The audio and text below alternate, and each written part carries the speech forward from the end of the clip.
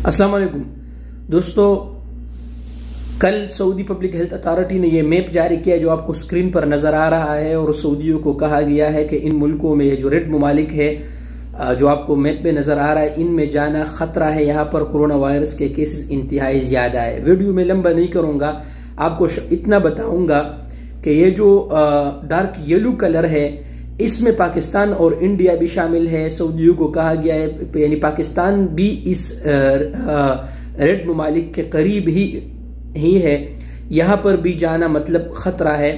दोस्तों मैं आपको एक बात बताऊं, अभी ये लोग कोरोना वायरस के केसेस वहां देखते हैं, किस तरह देखते हैं, वहां के मीडिया के खबरों को देखते हैं कि वहां पर कोरोना वायरस के केसेस कितने रिपोर्ट हो रहे हैं। उस हिसाब से फिर ये लोग आगे के लिए फैसला करते हैं।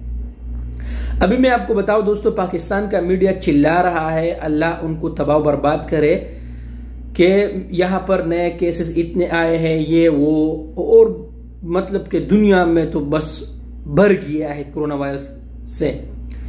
ये लोग उस पर ही देख के आगे का फैसला करते हैं। एक बात हो गया दोस्तों, अब बाकी आप समझदार है, बाकी आगे के लिए आप खुद फैसला करें।